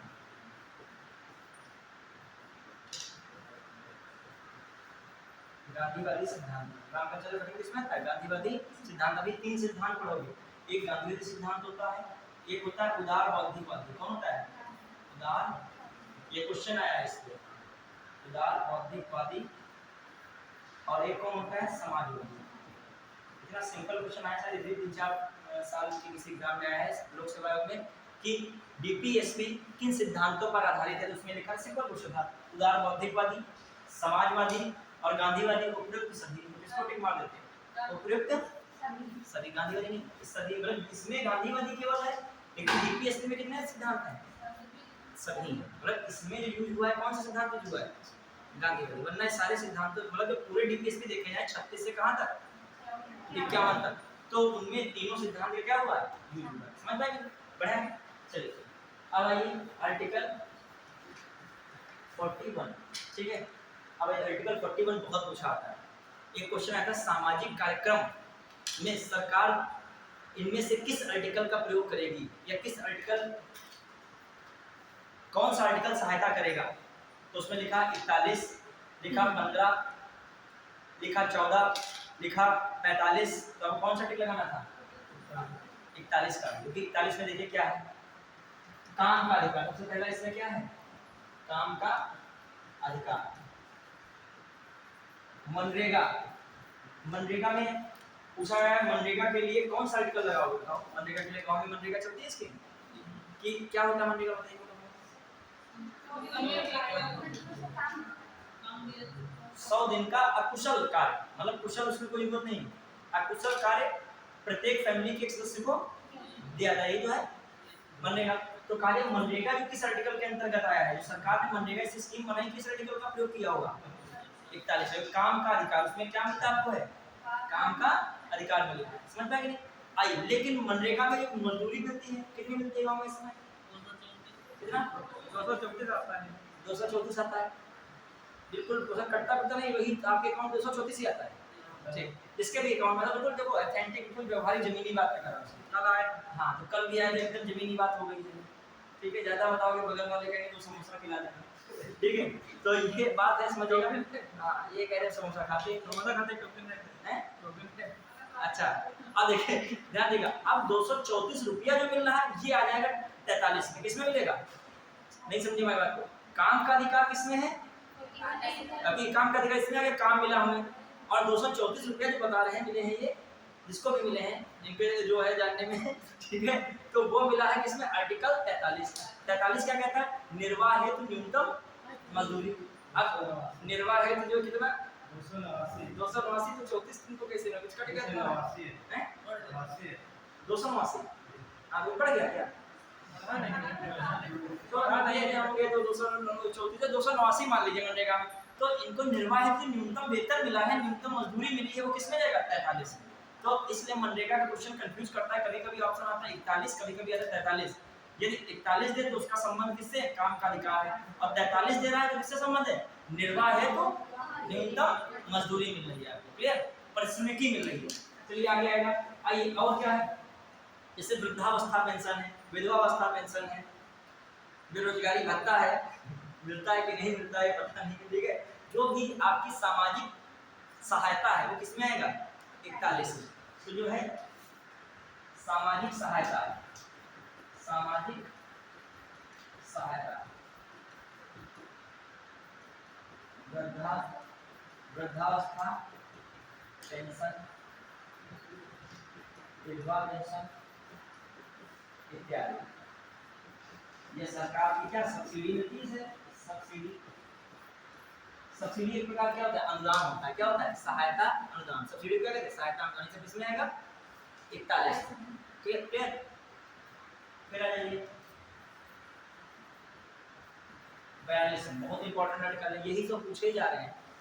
आर्टिकल 42, 42 में क्या कहा गया है, काम के लिए मानवोचित दशाएं, मतलब जहां पे आप काम करोगे वो दशाएं क्या होनी चाहिए, सही होनी चाहिए। कार्य करने के लिए न्याय संगत और मानवोचित दशाएं। प्लस प्रसूति सहायता। प्रसूति सहायता का मतलब देखा होगा सरकार द्वारा गांव-गांव तक एम्बुलेंस पहुंचाई जाती है, किसी भी सरकार रही हो, ये सबके अनुभव एक एजेंडा में रहता है कि जो प्रेगनेंसी के दौरान गांव की स्त्री को नजदीकी हॉस्पिटल तक बहुत ही कम समय में पहुंचाया जा सके। ये किस आर्टिकल के थ्रू होता है, कौन सा आर्टिकल है, ये कहता है 42। देखा होगा जो गर्भवती महिलाएं होती हैं उनकी सुविधा के लिए निःशुल्क फोलिक अम्ल वाली जो टैबलेट दी जाती है, इससे आयरन की कमी क्या हो सके, दूर हो सके। फोलिक अम्ल कौन सा विटामिन, B9, B9 की टैबलेट दी जाती है। क्यों, ये किसके अंतर्गत आ रहा है, प्रसूति सहायता के संबंध में। जो महिलाओं को लीव मिलती है प्रेगनेंसी के दौरान, क्या मिलती है, लीव, वो भी किसके अंतर्गत आ रहा है, 42 के अंतर्गत। समझ कि नहीं, महिलाओं से जुड़ा हुआ ये जो भी प्रोसेस है वो किसमें आता है, 42। यार ये क्वेश्चन आता है इससे महिलाओं से जुड़ा हुआ, ठीक है। तो आइए इसमें लिखेगा, पहला पॉइंट तो ये लिखेगा, काम के लिए न्यायोचित दशाएं, न्यायोचित एवं न्याय संगत दशाएं, न्याय संगत दशाएं, ठीक है, ये हो गया आपका। फिर आइए दूसरी बात क्या है, काम के न्यायोचित एवं न्याय संगत दशाएं। दूसरी बात प्रसूति सहायता। देखो मैंने लिखा 2 शब्द में है, लेकिन मैंने बताया सब कुछ, समझ रहे हो। आप इसको पूरा डिग्री हमने बताया क्या क्या इसमें आता है, वो सारी चीजें किसमें आ जाएंगी, प्रसूति सहायता। क्लियर। फिर आ जाइए, बहुत सारे देशों में प्रेगनेंसी के दौरान महिलाओं के साथ साथ पुरुष को भी क्या होती है, लीव होती है। तो यहाँ के जो पुरुष होते हैं वो इस बात को उठाए हैं एक बार मुद्दा सामाजिक रूप से कि ये यदि महिला यदि बीमार है तो उसकी देखभाल कौन करेगा। यदि हम मान लीजिए पुरुष और महिला ही कहीं बाहर रहते हो, सपोज दैट, तो ऐसी स्थिति में कौन करेगा। मान लीजिए हॉस्पिटल, क्या जो हॉस्पिटल साल भर चलेगा क्या, ठीक है, संभव नहीं। तो मांग होती, लेकिन ये जायज मांग मानी जाती नहीं मानी जाती, उसमें एक मामला उतरता नहीं। क्योंकि भारत में संयुक्त फैमिली वाला कॉन्सेप्ट है, तो सरकार को भी पता है यहाँ पर 1-2% जो ऐसे चिराग होंगे जो शायद रहते हो शहरों में, खासकर मुंबई वगैरह में, सीतापुर में तो लगभग 99% आबादी क्या है, ग्रामीण है। वो आके बसी है कहाँ पे, शहर में बसी है, ठीक है। वो तो कुछ ही नहीं कि मान लीजिए चाची आ जाएंगे, काकी आ जाएंगे, कोई ना कोई तो आपका अवेलेबल हो जाएगा, ठीक है। सरकार इस मामले में छुट्टी नहीं देना चाह रही है, ठीक है। फिर और ये भी बात है, ऑलरेडी कर्मचारी कम है और फिर जो सब छुट्टी चले जाएंगे तो संभालेगा कौन। क्लियर। I43 इसमें क्या बात है, निर्वाह हेतु न्यूनतम मजदूरी, ठीक है। निर्वाह हेतु क्या है,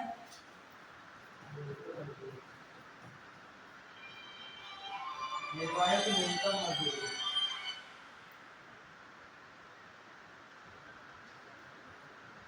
अभी बात करें सर, अभी थोड़ी देर, ठीक है। हाँ, निर्वाह हेतु न्यूनतम मजदूरी लिखिएगा, निर्वाह हेतु न्यूनतम मजदूरी,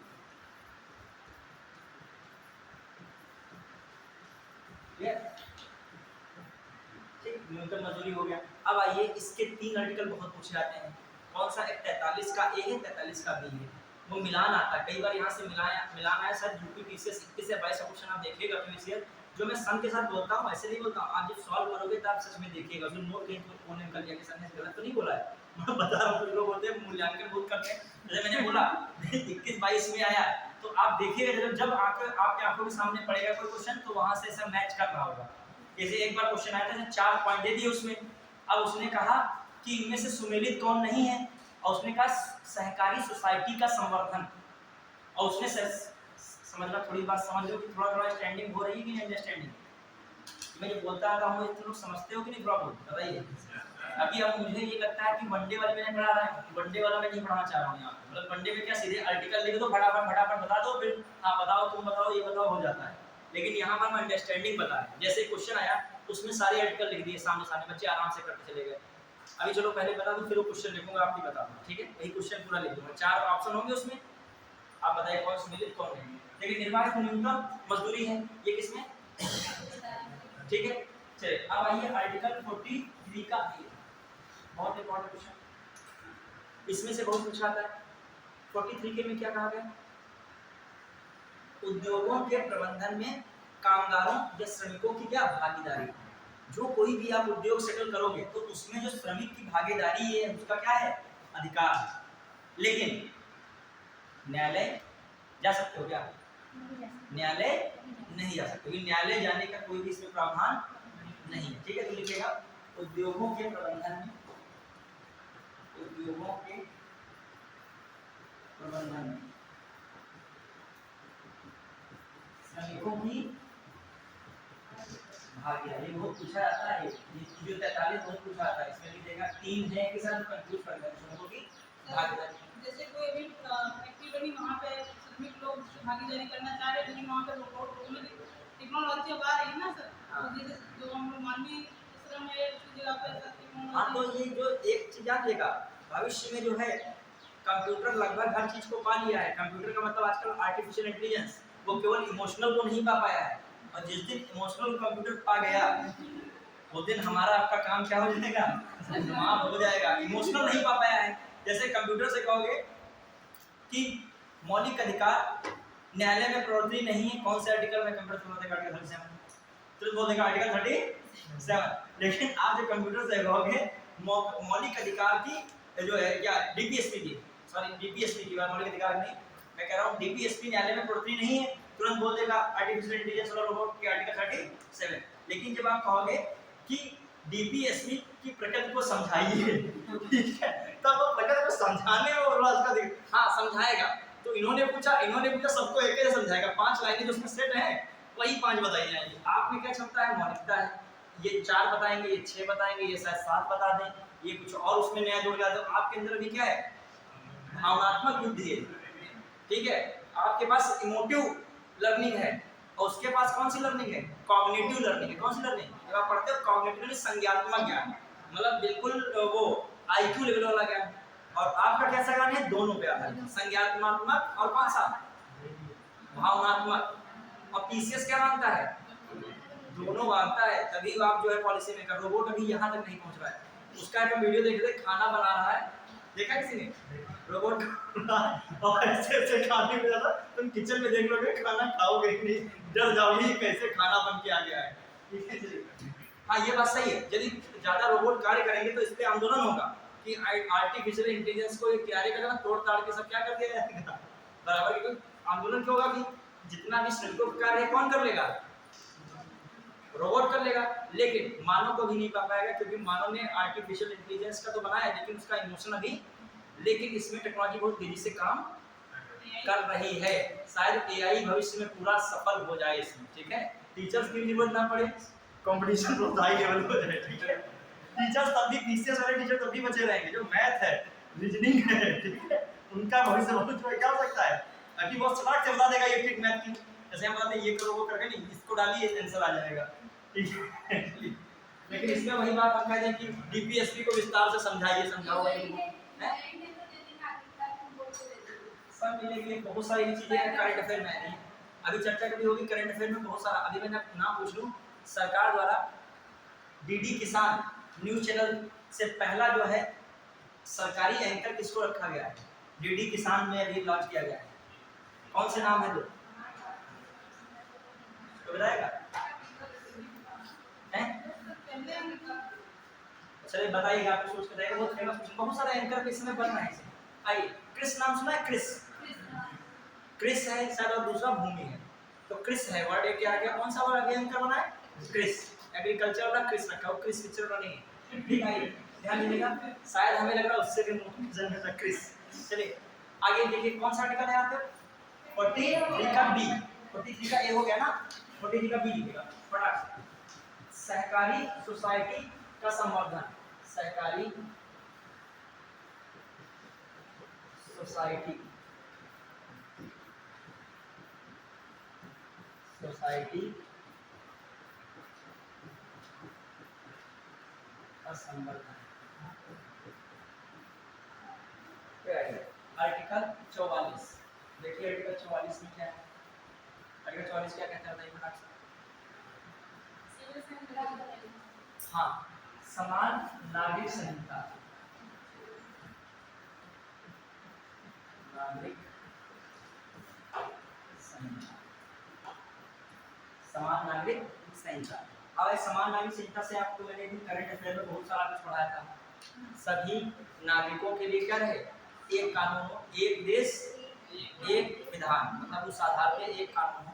लेकिन दिक्कत क्या है, सभी के मैरिज एक्ट क्या है, अलग अलग है। हिंदू मैरिज एक्ट अलग है, मुस्लिम मैरिज एक्ट शरिया कानून पर आधारित है, क्रिश्चियन मैरिज एक्ट अलग है, यहूदी मैरिज एक्ट, सबके मैरिज पार्शियल मैरिज एक्ट अलग है, और सब में अलग अलग क्या है, विवाह संबंधी प्रावधान है।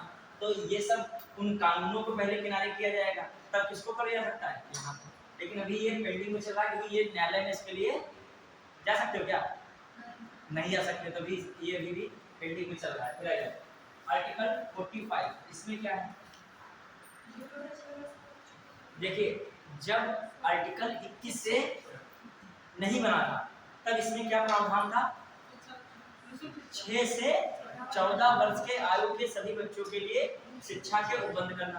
तो ये बात मौलिक अधिकार में तो थी नहीं, तो राज्य करती या ना करती, इसके लिए आप कोर्ट में नहीं जा सकते थे।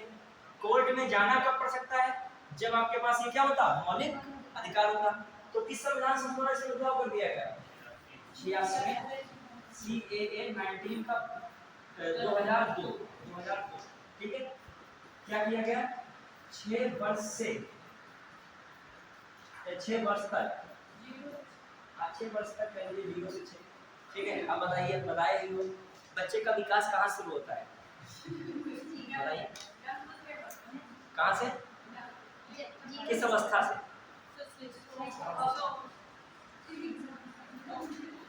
बताइए। भ्रूणावस्था शुरू होता है, कहाँ शुरू होता है, शैशवावस्था से भी पहले शुरू होता है उसका विकास, वो आता बाद में है। आप सब शैशवावस्था बता रहे हो, कहाँ से उसका विकास शुरू होता है, ठीक है। चलिए 6 वर्ष तक, तो अब समझ जाओ 0 से लगा दो, ठीक है, 0 से 6 वर्ष तक, ठीक है। आयु के बच्चों को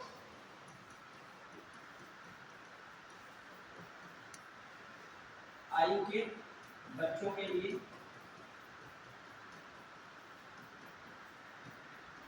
शिक्षा का उपबंध। देखिए बहुत सारे थिंकर्स होते हैं, अपने अपने विचार लेते हैं, कुछ भ्रूणावस्था से बताते हैं बच्चे का, कुछ शैशवावस्था से ही बताते हैं। शैशवावस्था से विकास किसने बताया है, जो विकास की 4 अवस्था की, कितनी अवस्था होती है, कौन कौन सी, शैशवावस्था, बाल्यावस्था, किशोरावस्था और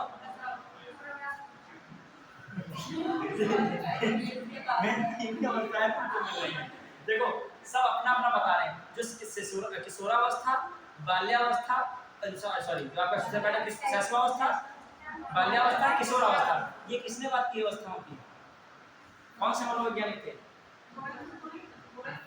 आप लोग बताइए, जब बताते हो तो पूरा ही बताइए, ठीक है। ये 2002 हो गया आपका 46, आर्टिकल 46। जो आपका छठा विषय एथिक्स है, चौथा विषय एथिक्स है विशेष है, तो सभी विषयों का पूरा उसमें मूल है, इसमें मनोविज्ञान और ये सब आता है। हाँ आर्टिकल 46 जो टीचिंग वाले पढ़ते हैं उनको आता है। हाँ 46 में क्या है इंपॉर्टेंट, इसमें बताइए सबसे इंपॉर्टेंट क्या है। देखिए SC ST महिलाएं एवं अन्य वंचित वर्ग, दोनों बातें हैं, SC ST महिलाएं और साथ साथ कौन हो सकता है, अन्य कोई भी वंचित वर्ग हो सकता है, उसके लिए शैक्षणिक एवं आर्थिक हितों का संवर्धन या अभिवृद्धि। समझ पाए कि नहीं, कीवर्ड कौन कौन है, कभी कभी आता है वंचित वर्गों के लिए तो भी आर्टिकल लगेगा, ठीक है।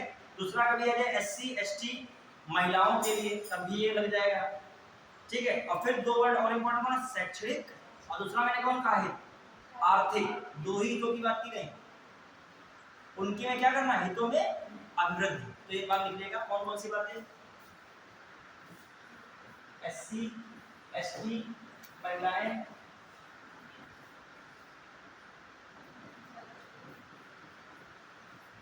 एवं अन्य वंचित वर्ग, अन्य वंचित वर्गों के लिए, वर्गों के शैक्षणिक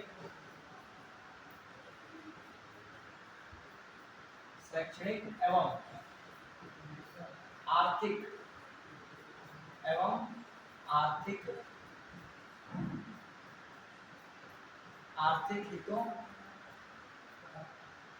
आर्थिक हितों की अभिवृद्धि।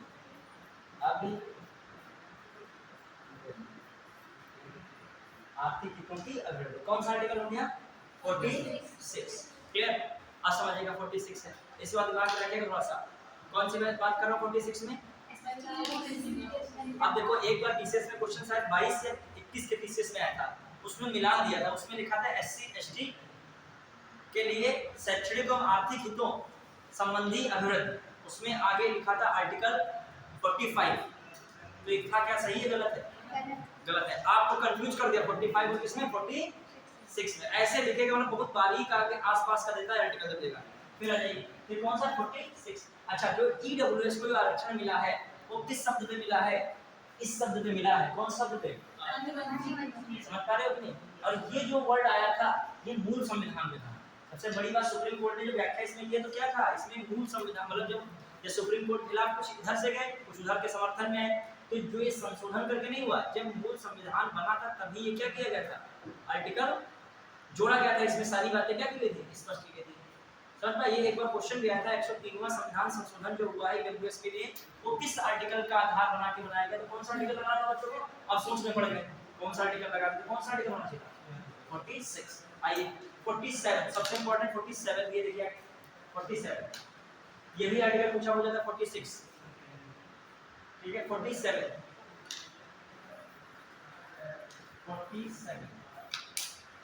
आर्टिकल 47 देखिए, इसमें 47 में क्या क्या बातें हैं, इससे भी क्वेश्चन बहुत रिलेटेड आते रहते हैं।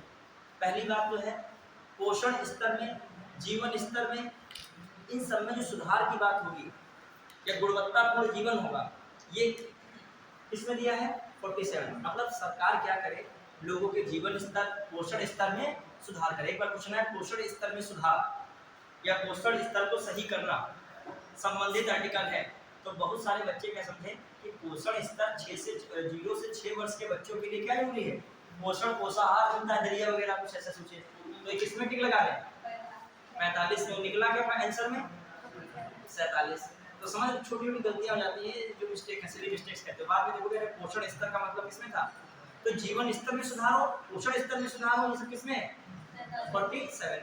अब आई दूसरी बात, जो मद्य निषेध, जो मद्य निषेध नहीं चलता है कि आप ड्रिंक है इत्यादि नहीं करें, शरीर के लिए हानिकारक है, तो मद्य निषेध संबंधी सरकार चेतावनी दिया करती है, ये भी किसमें है, शराबबंदी। जैसे अभी MP में लगाई गई थी, गुजरात में शराबबंदी लगी, बहुत जगह शराबबंदी लगा करती है, ठीक है, अपने यूपी में नहीं लगी शराबबंदी इत्यादि, ठीक है। तो शराबबंदी जो है वो भी किसका है, किसमें आता है, नशीली दवाओं पर रोकथाम, लेकिन छोड़कर किसको छोड़कर, औषधि प्रयोजन को छोड़कर। देखिए हर चीज में भी कहा जाए नशीली दवाओं पर रोक लगा दी गई, कहीं से नशीली दवाएं दिखने से फांसी दे दी जाएगी। अब मान लीजिए किसी के एनेस्थेसिया करके जो है उसका ऑपरेशन करना है, उसको भी नशीली दवाई नहीं दी जाएगी क्या, जिसको ऐसे जिंदा में उसको ले जाओगे बिना वो पूरे होश वाला, उसका पैर जैसे ही छूलोगे तो उठ के बैठ जाएगा, डॉक्टर जगह कहिए। और बहुत लोगों का होता है माइंड से कनेक्शन, उनको एनेस्थेसिया ज़्यादा देनी पड़ती है। कभी भी आपका ऑपरेशन हो तो वीडियो कुछ मत देखिए, और लोग ओवर ऑर्डिनरी नहीं होते हैं कि वीडियो देख लेंगे यूट्यूब में कि खटाक से हम जो है ऑपरेशन हमारा हो रहा है और देखिए कैसे डॉक्टर करते हैं, और तुमने इसको देख लिया तो दिमाग में क्या हो गया तुम्हारे, फिर एनेस्थेसिया लेकर तुम उठ के बैठ जाओगे, मेरा पैर ऐसे खोला जा रहा है, ठीक है, तो ये होता है। और डॉक्टर आपको ओवरडोज दे नहीं सकता है, अभी पता है, फिर वापस क्या कहीं वापसी ही ना कर पाओ, ठीक है, तो दिक्कत तो ये, फिर आपका ऑपरेशन बुक टल जाता है। ऐसे एक दो केसेस हुए हैं, तभी मैं कहता हूँ हर चीज का संबंध किससे है? माइंड से। चलिए I-47 में लिखिएगा, लिखिए एक बात आप मैं उसमें लिख लीजिएगा, जीवन स्तर पोषण स्तर में सुधार। देखिए बड़ा, जीवन स्तर का पोषण स्तर में सुधार, जीवन स्तर पोषण स्तर में सुधार, ठीक है, जीवन स्तर का पोषण स्तर में सुधार ही हो गया। फिर लिखिएगा अगला लिखिए, तथा स्वास्थ्य, तथा बेहतर स्वास्थ्य, तथा बेहतर स्वास्थ्य का उपबंध करना, तथा बेहतर स्वास्थ्य का उपबंध करना। देखा होगा सरकार प्रयास करती है कि हर गांव तक, हर छोटे से छोटे कस्बे तक क्या पहुंचे, हॉस्पिटल वजह CSC PSC सुना है नाम? आप जो गांव से रहते होंगे तो आपके नजदीकी कोई ना कोई स्वास्थ्य केंद्र रहता होगा, PSC, ठीक है, हाँ, प्राथमिक स्वास्थ्य केंद्र, ठीक है, प्राइमरी हेल्थ सेंटर, ठीक है, ये ज्यादा बनते रहते हैं। क्यों, कौन सा आर्टिकल कहता है? मान लीजिए जाए गांव में, गांव के नजदीक प्राथमिक स्वास्थ्य केंद्र का बनाया जाना सरकार द्वारा, किस आर्टिकल के थ्रू? सरकार से। छोटी छोटी चीजें ध्यान रखिए, हर चीज को शिक्षा जोड़ना हो तो 45 था, ठीक है, जो वंचित वर्ग और SC/ST कोई भी कमजोर वर्ग से बात करनी होगी देश में तो कौन सा है? 46। कोई सामाजिक कार्यक्रम योजनाएं हो किसमें आएगी? 41 में। कुटीर उद्योग किसमें आएगा? कुटीर उद्योग,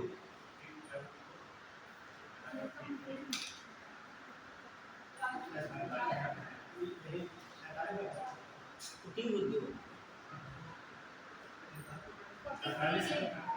40। देखिए 43 में क्या कहा जा रहा था? निर्वाह न्यूनतम मजदूरी। और फिर 43 का क्या था?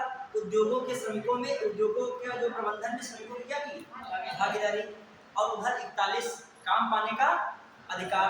तो मान लीजिए आपका एक हिसाब से 41 और 43 से मिला हुआ जुला कौन हो जाएगा आपका? कुटीर उद्योग। मनरेगा किसमें आ जाएगा? जब बात होगी काम पाने की तो कौन? 41। जब बात होगी आपके न्यूनतम वेतन की तब कौन सी बात आएगी? 43। तो दोनों हिसाब से आप जब जैसा ऑप्शन मिले वैसा आप काम करेंगे, क्वेश्चन को सॉल्व करें, ठीक है। फिर 46 में आपने लिखा बेहतर स्वास्थ्य के लिए। फिर दूसरी बात क्या? जीवन स्तर में सुधार, पोषण स्तर में सुधार, ये है। फिर अगला एक और लाइन उसमें लिखेगा नशीली दवाओं इत्यादि पर प्रतिषेध पर रोक, लेकिन औषधि प्रयोजन को छोड़कर। लेकिन कौन से प्रयोजन को छोड़कर? औषधि प्रयोजन को छोड़कर, औषधि प्रयोजन को छोड़कर, क्लियर? औषधि प्रयोजन को छोड़कर। अब एक और हम प्लान करने का वो बना रहे हैं योजना इस तरीके की कि जब टॉपिक हो जाए तो 10 या 5 मिनट बचे तो एक PD वगैरह में हम क्वेश्चन आंसर की PDF लाएंगे। तो जो अच्छे क्वेश्चन होंगे 5-10 मिनट लास्ट में, जिनपे कुछ मतलब सारे आप लगाओ, जो फंसाओ क्वेश्चन होते हैं तर्क वितर्क वाले, जिसमें मतलब ये भी सही होगा वो भी सही होगा, 5-10 क्वेश्चन उसका हम डिस्कस करते हैं कि मतलब जो, या आप बता दो उसमें से कौन सा क्वेश्चन हमसे नहीं लगे। जैसे मान लीजिए आप लगा रहे हो, हमने भेजा कि सर आप नोट कर लीजिए, थोड़ा स्मार्ट सब लोग बनो। इस तरीके जो एग्जाम निकालना है, जैसे देखा होगा जो टॉपर्स होते हैं सिलेक्शन करने वाले, तो वो एक एक चीज को काफी नोट करते हैं, कुछ कुछ थोड़ा नोट कर लेंगे, ये चीज पूछनी है, ये चीज फंसी है, मतलब जेन्युइन होनी चाहिए, एग्जाम ओरिएंटेड। जैसे मैंने क्वेश्चन आंसर की शीट दी तो आप सारे 50 मतलब हमें 150 क्वेश्चन सुन दिए, तुमने बिल्कुल जड़ से ही नहीं देखा तो बातें खत्म हो गई, तो आप रेस में ही नहीं हो। आप घर में बैठ के सॉल्व किए, जितना मैंने टॉपिक से पढ़ाया निकल गया, आप कर पा रहे हैं। या कुछ क्वेश्चन आप फिर नहीं फंस सकते, मतलब नहीं लग पा रहे, कुछ समझ में आ रहा सर ये होगा कि ये होगा, कैसे होगा, तो आप हमसे यहाँ पर क्या कीजिए, पूछ लीजिए, या इसमें ही नंबर बोल दीजिए, तो हम उन्हीं का 10-5 मिनट बचेगा तो हम क्या कर देंगे लास्ट में बता देंगे आपको, ठीक है। इससे अब क्या काम होगा? प्रीलिम्स एंड मेंस की तैयारी तो हो ही रही है, साथ साथ किसकी तैयारी हो रही है? आप ये क्वेश्चन करने जब मैं पूछता हूँ आप फंस जाते हो कभी कभी। क्यों फंसते हो? क्योंकि आपने भी ढंग से लगाए नहीं। जिस दिन लगा लोगे आपको बहुत इंटरेस्ट, जैसे मैं क्वेश्चन का तुरंत तैयार हो जाओगे, देखिए सर क्या पूछते हैं, ठीक है। अभी डर रहता है कि पढ़े नहीं होगी। चलिए अगला ही 47 में हो गया, 48 लिखिएगा। 48 बहुत इंपॉर्टेंट है, बताइए क्या है पहला? आर्टिकल 48 क्या है? कृषि एवं पशुपालन, कृषि एवं पशुपालन, ठीक है। कृषि एवं पशुपालन, कृषि एवं पशुपालन में जो हम लोग देखें कृषि से संबंध क्या है? देखो कृषि बिना पशुओं के अधूरा है। जो देखा जाए एग्रीकल्चर में इसमें अलग से लिख दिया, नहीं भी लिखा हो तब भी कृषि में कौन सी आती है? पशुपालन तो आता है। अब पशुपालन में खासकर गांधी जी का कॉन्सेप्ट था कि दुधारू पशुओं का वध नहीं होना चाहिए। तो क्वेश्चन कई बार आया दुधारू पशुओं का वध ना हो, ये किस आर्टिकल में है? किसमें ना होगा? फिर कहा जाए गौ संरक्षण की बात किसमें की जा रही है? दुधारू पशु में कौन खास कर आता है? गाय। तो गाय की संरक्षण की बात किसमें की जा रही है? और गाय संरक्षण के संबंध में कानून भी बना है गौ संरक्षण, तो कहीं ना कहीं कानून में किसका योगदान है? आर्टिकल। तो ये लिख लेगा, जो आप एक पॉइंट में लिखिएगा, दुधारू पशुओं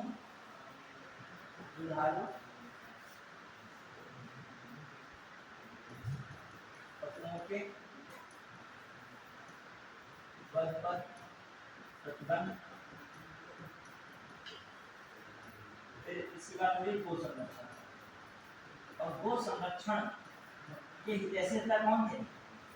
ये किसके संकल्पना है? दुधारू है इत्यादि की बात कौन कर रहा है? सर गांधी जी कर रहे हैं। कहा कौन कर रहा है? पूछा था गांधीवादी इसमें से कौन से आर्टिकल है? तो गांधीवादी एक तो कौन था? 40, और एक कौन था? काम पाने का अधिकार। फोन जो है साइलेंट करके रख दिया करेंगे। हाँ, काम पाने का अधिकार भी कहाँ है? गांधी जी का है। और एक गांधी जी क्या कहा करते थे? आत्मनिर्भर बनो। क्या करो? आत्मनिर्भर बनो। कि किसी प्रकार का कुटीर उद्योग लगा रहे, वो भी किसका कॉन्सेप्ट होगा? गांधी जी का। ठीक है, तो आइए ये भी गांधी जी का। आइए आर्टिकल कौन सा हो गया? 49। अच्छा एक अभी और है, 48 लगातार पीसीएस 22 में, पीसीएस 23 में देख लीजिएगा आप, क्वेश्चन चेक करके 48 ए से आया, लगातार आया। अभी 23 का आया क्वेश्चन 48 ए का। देखिए उसमें क्वेश्चन दिया था कि निम्नलिखित में से कौन सा उपवन डीपीएसपी और मौलिक कर्तव्य दोनों में है? तो कौन सा लगाना था? वन्य जीवों का संरक्षण एवं संवर्धन या पर्यावरण संरक्षण एवं संवर्धन, क्योंकि ये इसमें भी है। अभी आप मौलिक कर्तव्य पढ़ोगे। क्या पढ़ोगे?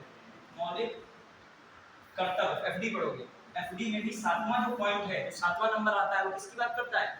वन्य जीवों के संरक्षण की। अब देखिए ये क्वेश्चन लड़के तर्क वितर्क कर रहे थे, बहुत सारे कोर्ट में चैलेंज करेंगे, थोड़ा नवा क्वेश्चन आया, क्यों क्वेश्चन में बवाल हो गया इसमें। देखिए उसमें लिखा था, ध्यान दीजिएगा, उसमें दिया था निम्नलिखित में से कौन सा उपबंध डीपीएसपी और किसमें आता है? एफडी में आता है। पहली तो बात ये कि आपको क्वेश्चन समझना पड़ेगा, मैं बोल रहा हूँ, समझ पाए इस बात को? कौन सा उपबंध है डीपीएसपी और किसमें आता है? एफडी में, मौलिक कर्तव्य में आता है। अब उसमें दिया था शिक्षा का अधिकार। क्या दिया था? पहला शिक्षा का अधिकार, दूसरा दिया था वन्य जीवों का संरक्षण एवं संवर्धन, तीसरा दिया था राष्ट्रीय स्मारकों का संरक्षण, चौथा दिया था देश के संविधान, उसके संस्थाओं आदर्शों का पालन करना। ये 4 पॉइंट दे दिए, समझ पाए? अब उसमें कौन सा ऐसा पॉइंट बैठता है जो दोनों में शामिल है? शिक्षा का अधिकार, वन्य जीवन। देखो शिक्षा का अधिकार क्यों मैं नहीं कह सकता हूँ? अभी शिक्षा का अधिकार मूल अधिकार भी तो है, और इसमें तो एक बात बताई गई, इसमें शिक्षा की बात अधिकार थोड़ी, इसमें कहा गया अधिकार की बात नहीं कही गई, इसमें कहा राज्य सरकार 6 से कम आयु के वर्षों के लिए शिक्षा का क्या करे? उपबंध करे, ना कि आपको अधिकार दिया जा रहा है कि हमें शिक्षा का क्या मिले? अधिकार में नहीं मिलेगा तो हम कहाँ चले जाएंगे? कोर्ट में। और इसमें क्या बात हो रही है? वन्य जीवों के संरक्षण में। ये यहाँ भी है वन्य जीवों का संरक्षण करना, और कहाँ है? यहाँ भी है। और दोनों में कोई अधिकार की बात नहीं, दोनों में आप न्यायालय में नहीं जा सकते हैं। क्लियर? लिखिए इसको। ये मानिए पर्यावरण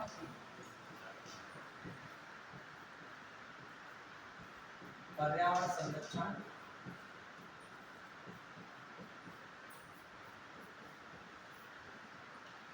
एवं संवर्धन,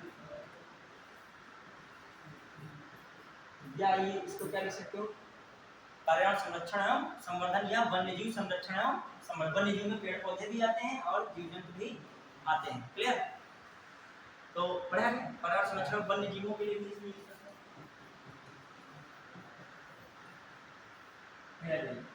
अब देखो बहुत सारे ऐसे अधिनियम बनाए गए जो वन्य जीव से संबंधित है।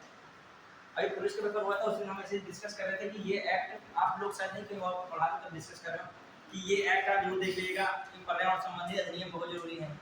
और कुछ हमने प्रोटोकॉल बताया, जैसे मॉन्ट्रियल प्रोटोकॉल है, क्योटो प्रोटोकॉल है, कार्टेजेना प्रोटोकॉल है, ठीक है, वियना संधि है। ये 10-5 जो है, अभी और भी 5-6 और बता दें तो ये 8-10 ये और 4-5 ये इधर वन्य जीव संबंधी। वो पूछता है कोई भी एग्जाम में जरूर किसी न किसी में मिलेगा। देखिए इसमें कौन कौन है, इसी को आर्टिकल को ध्यान में रखते हुए वो क्या बनाए गए? कानून बनाए गए। जैसे कौन सा है? वन्य जीव संरक्षण अधिनियम कब आता है? 1972, 60 में लिख रहा हूँ, 60 में वन्य जीव 60 में संरक्षण अधिनियम कब है? 1972। बताइएगा मुझे। फिर आगे आता है पर्यावरण संरक्षण अधिनियम,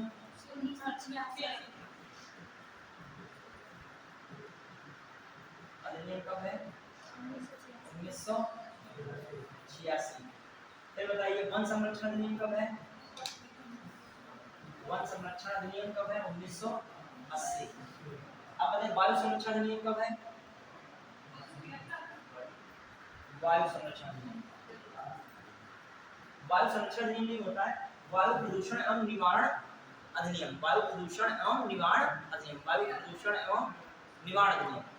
ये कब था? वायु प्रदूषण एवं निवारण अधिनियम बोलना हो, प्रदूषण एवं क्या है? प्रदूषण एवं निवारण अधिनियम 1981 में। कब आया था? 1981। अब आइए जल प्रदूषण निवारण और नियंत्रण अधिनियम 1974। कब आया था?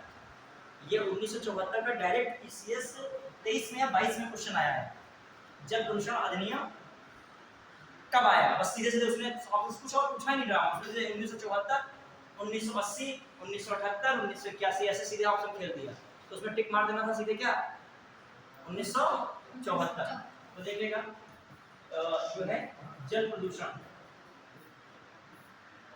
जल प्रदूषण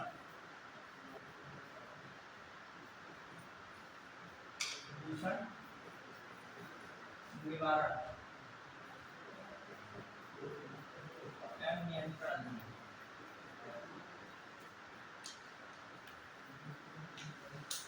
1900 कब?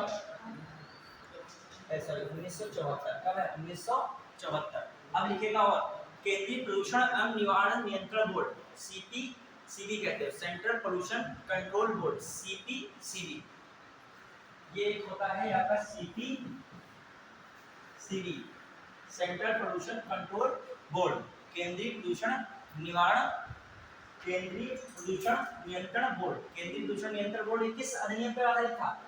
जल प्रदूषण और वायु प्रदूषण। ये इसको लिखिएगा किसके है? ये भी कब बना था? 1974 के द्वारा।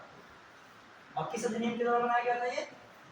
जल प्रदूषण निवारण अधिनियम। ये हालांकि ये क्यों मैंने बताया, इसका जिक्र आया ना इस यहाँ पे 48, तभी मैंने बताया इसको।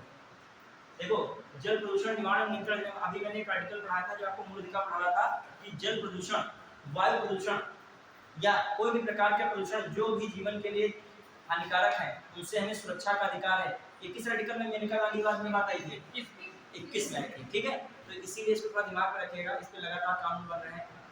जल प्रदूषण निवारण नियंत्रण अधिनियम 1974, इसी अधिनियम और आगे चल के इसमें वायु प्रदूषण अधिनियम को जोड़कर कौन सा बनाया गया था? सीपीसीबी। हालांकि इसकी स्थापना कब हुई? 1974 में। बढ़िया है, केंद्रीय प्रदूषण नियंत्रण बोर्ड। अब आइए कौन सा आर्टिकल बन रहा है? 49। आर्टिकल कौन सा है? 49। एक चीज और दिमाग में रखा है, जब कोई आर्टिकल पढ़ो तो उससे जुड़े हुए कानून जरूर पढ़ें कि आप अपना थोड़ा सा ज्ञान क्या करो विस्तृत। वैसे मैंने कल ही पढ़ाया था आपको 14 वर्ष से कम आयु के बच्चों को जोखिम भरे कार्यों में कार्य करने पर नहीं लगा सकता है, पढ़ाया था। लेकिन इसका तुरंत आपको कानून पता होना चाहिए। कौन सा कानून होना चाहिए? एक तो बाल अधिकार संरक्षण अधिनियम 2005, इसी आधार पे क्या बनाया गया? बाल अधिकार संरक्षण आयोग 2005। ये वैधानिक आयोग है, ये कभी कभी आ सकता है बाल संरक्षण अधिकार, और पूछ सकता है किस आर्टिकल से जुड़ा हुआ है, तो किस आर्टिकल से? 24। अब बच्चों को 24 में यही लगता है 14 वर्ष से कम आयु के बच्चों को, बस इतने क्या है आपको अधिनियम बताइए जिससे समाज में कुछ परिवर्तन आया है। अब आइए और दूसरा मैंने क्या बताया था? बाल एवं किशोर श्रम, बताया ना, याद कीजिए। बाल एवं किशोर श्रम विनिमय एवं निषेध अधिनियम संशोधन अधिनियम कौन सा? 2016। तो ये अधिनियम का थोड़ा याद रखिए, आर्टिकल्स पढ़ाते। ठीक है, अपने वहां तो कम अधिनियम पूछ जाते हैं, एमपी पीसीएस में तो भरे पड़े अधिनियम वगैरह, मतलब अधिनियम भर पूछ लेता है बहुत सारे अधिनियम कि ये अधिनियम वो अधिनियम। ठीक है, यूपी पीसीएस में अधिनियम पूछ जाते हैं। I-49 बताइए। 49 एक किसी स्टूडेंट ने मुझे पूछा था, आया नहीं सर, वो पूछ रहा था कि सर जो है सहयोगी संघवाद किसने कहा है, तो उस दिन संघवाद के कई सारे बताना चाहते, वो कटिंग पेज हम दे देंगे आपको। ठीक है, इसमें सारे जो है संघवाद ने किसने क्या क्या कहा है वो आप देख लीजिएगा। तो हमने तुरंत बता दिया था उनको, जो है ग्रीनविल ऑस्टिन ने कहा था। और उन्होंने वो नहीं कहा है क्या होता है सहयोगी संघवाद नहीं कहा है, उन्होंने कहा था सहकारी संघवाद। उन्होंने इंग्लिश में वर्ड दिया था कोऑपरेटिव फेडरलिज्म। कोऑपरेटिव फेडरलिज्म की संज्ञा किसने दी भारत के संघवाद को? ग्रेनविल ऑस्टिन ने। अभी अर्ध संघवाद आया था, उसमें पूछा था केसी हियर थे, उनमें क्वेश्चन आया था केसी हियर है। तो क्वेश्चन कभी कभी आया था, क्वेश्चन पूछा था कहीं आया होगा जो भी पूछा हो, तो उसने वो क्या पूछा था सहयोगी संघवाद, लेकिन रियल में उसका नाम क्या है सहकारी संघवाद या कोऑपरेटिव फेडरलिज्म। उसको किसने कहा है? ग्रेनविल ऑस्टिन ने। चले मतलब जो उसमें क्वेश्चन था टीसीएस जे 2015 का क्वेश्चन आया था, ये टीसीएस जो उसमें लिखा था नीचे कोने में। तो जब मैं मतलब इस क्वेश्चन को देखा तो हमने कहा देखो यहाँ तक आयोग पूछ रहा है, मतलब इसका मतलब हमारी भी निगाह वहाँ तक है कंटेंट में, वो आपको कटिंग पेज भेज देंगे। उस दिन मैं कह रहा था संवाद में लिखा थी, बाद में लिखा नहीं पाया था आपको, अभी से टाइम वगैरह हो गया था, तो इतना डीप आएगा भी नहीं। लेकिन उसने भेज पूछा एक बार, तो मैं सारे संवाद को क्या क्या किसने कहा है वो मैं एक बार भेज दूंगा, तुम्हारा कटिंग होगा। जैसे मैंने एक बार सरसी निगाह में पढ़ा, तुरंत हमने सरकारी आया, तुरंत हमने क्या कर दिया एक मार दिया कि हमको सरकारी वो पता था क्या होता है सहयोगी, और मैंने इंग्लिश वर्ड देख लिया उसका क्या होता है सहयोगी का सहकारी। तो इंग्लिश वर्ड देखो कुछ चीजें नहीं समझ में आती तो आप इंग्लिश हिंदी दोनों पेपर आता है, तो वहां पर किसको देख लीजिए वर्ड, अब इंग्लिश में कोऑपरेटिव को ही सब सहयोगी सहकारी का है। मुझे सरकारी और सहकारी में बड़ा कंफ्यूजन है। हाँ सरकारी सहकारी तो बहुत अंतर है, ठीक है। सरकारी का पूरा फिक्स सिस्टम है, सहकारी में केवल क्या है किसका साथ चलता है सहयोग, और सहयोग प्राइवेट और गवर्नमेंट दोनों का हो सकता है, प्राइवेट और लोग सहयोग हो सकता है। आइए आर्टिकल 49 बहुत इंपॉर्टेंट, इसमें 3 चीज याद रखेगा, राष्ट्रीय महत्व के स्मारक होने चाहिए, वस्तुएं हों या स्थान इनका संरक्षण। लिखिएगा राष्ट्रीय महत्व के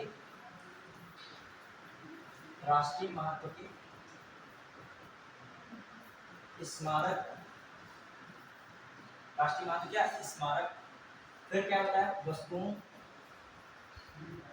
एवं इसका संरक्षण, स्थानों का संरक्षण, ठीक है। फिर ये आपको 49 में है, तो दिमाग में रखेगा, कभी कभी स्मारक आएगा, कभी कभी वस्तुएं कह सकता है, कभी कभी क्या कह सकता है स्थान। देखा भी आपने होगा जो भी राष्ट्रीय महत्व के जो है स्मारक होते हैं, कोई भी स्मारक और राष्ट्रीय महत्व के तो उनको संरक्षण मिलता है कि नहीं, पार्क बना दिया जाएगा। यदि राष्ट्रीय महत्व के किसी स्मारक में आप तोड़फोड़ करते हैं तो आप पर कोई ना कोई धारा कानून की लग जाएगी, वो सब एक्टिव हो जाएंगे। तो सपोज ये है आप पिक्चर बना रहे हैं, वेब सीरीज बना रहे हैं, उसमें तो कुछ भी कर दो, अपनी कोई मूर्ति बनाई तोड़ दोगे तो नहीं हो सकता है, लेकिन किसी महापुरुष की मूर्ति तोड़ दी उसमें भी लफड़ा हो सकता है, वो उसमें भी अलाउ नहीं है, ठीक है। लेकिन अपनी बना ली और तोड़ दी किसी दूसरे ने गुस्से में, वो आप वो बना सकते हो, वो उसमें कोई रोक नहीं। लेकिन क्या होना चाहिए उसका अपना राष्ट्रीय महत्व के होने चाहिए, ठीक है। फिर आर्टिकल कौन है 50, ये भी बहुत पूछा आता है, कार्यपालिका से न्यायपालिका का क्या पृथक, याद है 50-50 में क्या होता है विभाजन पृथक, ठीक है। कार्यपालिका से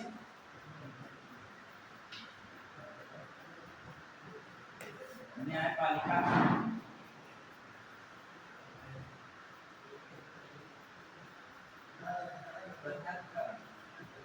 कार्यपालिका का न्यायपालिका से पृथक हो गया। चलिए बस आर्टिकल 51 लिख देगा बस लास्ट में। पेज पर दूसरा पेज कर देने के लिए लिखिएगा अंतरराष्ट्रीय शांति एवं सुरक्षा में अभिवृद्धि।